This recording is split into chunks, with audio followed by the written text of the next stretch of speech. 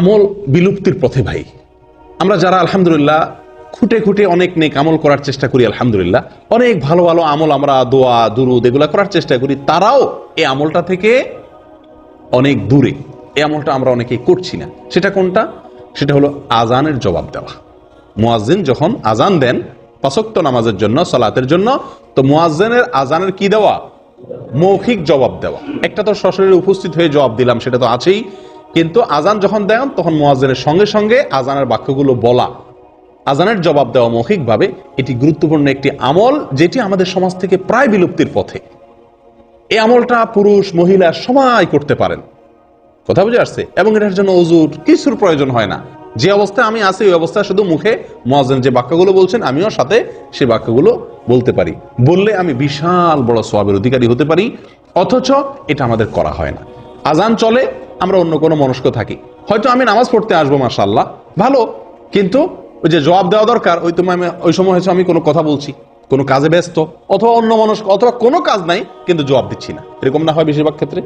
প্রিয় ভাইরা, আজকে আমরা জেনে নেই যে আজানের জবাব দিলে কি লাভ হয়, কি লাভ হয়। সুবহানাল্লাহ, যে বিশাল ফজিলত এই আজানের জবাব দেওয়ার জন্য রয়েছে নবী সাল্লাল্লাহু আলাইহি ওয়াসাল্লাম ঘোষণা অনুযায়ী, তা শুনলে আমরা আর কখনোই আমলটা ছাড়বো না ইনশাআল্লাহ। দেখুন, প্রথম কথা হলো আজান যিনি দেন তার সওয়াব কি? তার সওয়াব তো অনেক। কিয়ামতের দিন তার গর্দান থাকবে সবচাইতে উঁচু। গর্দান থাকার উদ্দেশ্য অর্থ হলো সে সবার উপরে থাকবে, বুঝে আসছে কথা? সম্মানিত যে, এটা বোঝা যাবে। বুখারীর এক হাদিসে আসছে নবী সাল্লাল্লাহু আলাইহি ওয়াসাল্লাম বলেন, লাউ ইয়ালামুন নাস মা ফিন নিদা ওয়াস সাফিল আউয়াল লাস্তাহামু। মানুষ যদি জানতো আজান দেওয়ার ভিতরে কি মর্যাদা রয়েছে, মুয়াজ্জিনের জন্য কি মর্যাদা রয়েছে, যদি মানুষ জানতো, তাহলে লটারি করে মুয়াজ্জিন নিযুক্ত করতে হতো বিনা পয়সায়। মানুষ প্রতিযোগিতায় লিপ্ত হতো, লটারি করে ফ্রি আজান দেওয়ার জন্য মানুষ আসতো, যদি জানতো তার কি মর্যাদা। তাবরানীর এক হাদিসে আসছে নবী সাল্লাল্লাহু আলাইহি ওয়াসাল্লাম বলেছেন, ওয়া আজরুহু মিসলু আজরি মান সাল্লামা। মুয়াজ্জিনের সওয়াব হলো মুয়াজ্জিনের আজান শুনে তার সঙ্গে যত লোক নামাজ পড়েছে তাদের সবার সমপরিমাণ সওয়াব অতিরিক্ত হিসাবে, এক্সট্রা হিসাবে, বোনাস হিসাবে মুয়াজ্জিনকে দেওয়া হয়। সুবহানাল্লাহ। এই সব ফজিলত শুনে আবু দাউদের এক হাদিসে আসছে, এক সাহাবী বলছেন, সাহাবীদের ভিতরে তো ভাই আমলের প্রতিযোগিতা, তারা তো জান্নাতের যাত্রী। জান্নাতের সাহাবী বলতেছেন যে, ইয়া রাসূলুল্লাহ, মুয়াজ্জিনরা তো আমাদের চাইতে অনেক বেশি মর্যাদার অধিকারী হয়ে যাচ্ছে।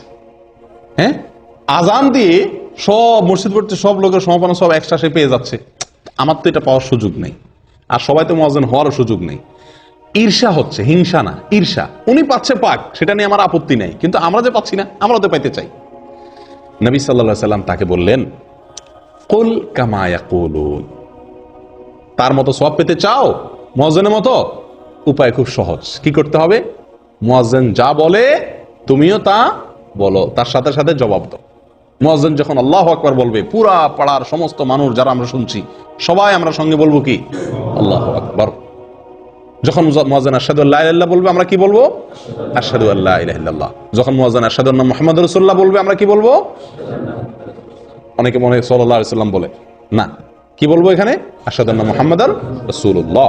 স্বয়ং নবী সাল্লাল্লাহু আলাইহি ওয়াসাল্লাম এইভাবে শিক্ষা দিয়েছেন এবং সহিহ মুসলিমে আছে, ইযা ক্বালা আশহাদু আন্না মুহাম্মাদার রাসূলুল্লাহ ক্বাল আশহাদু আন্না মুহাম্মাদার রাসূলুল্লাহ। সহিহ মুসলিমের হাদিস।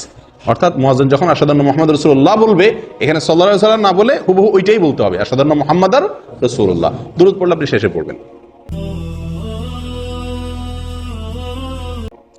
এরপরে যখন হাইয়া আলাস সালাহ বলবে, তখন আমরা বলবো লা হাওলা ওয়ালা কুওয়াতা ইল্লা বিল্লাহ। যখন হাইয়া আল ফালাহ বলবে, আমরা বলবো লা হাওলা ওয়ালা কুওয়াতা ইল্লা বিল্লাহ। আল্লাহু আকবার বলবে, আল্লাহু আকবার বলবো, লা ইলাহা ইল্লাল্লাহ বলবে, আমরাও লা ইলাহা ইল্লাল্লাহ বলবো। এই যে মুয়াজ্জিনের সাথে সাথে আজান এর বাক্যগুলো বলা, জবাব দেওয়া, সঙ্গে সঙ্গে মুয়াজ্জিন বলবেন, আমরা বললাম, তিনি বললেন আল্লাহু আকবার, তারপরে আর কি, সঙ্গে সঙ্গে বলতে তার পরপর। এটা বললে মুয়াজ্জিন যে পরিমাণ সওয়াব পাবেন, আপনিও সেই পরিমাণ সওয়াব পাবেন। এখন একটু চিন্তা করে দেখুন, হারামের মুয়াজ্জিন, মক্কার হারামের মুয়াজ্জিন আজান দিচ্ছেন, আর আপনি সে আজানের কি দিচ্ছেন? জবাব দিচ্ছেন। তিনি আল্লাহু আকবার বলছেন, বলে শেষ করছেন, আপনি আল্লাহু আকবার বলছেন। তার আজান শুনে কত হাজার হাজার মানুষ নামাজ পড়তে আসবে হারামে। তাদের নামাজের কি মান, কি কোয়ালিটি, কত ভালো মানুষ তার ভিতরে থাকবেন।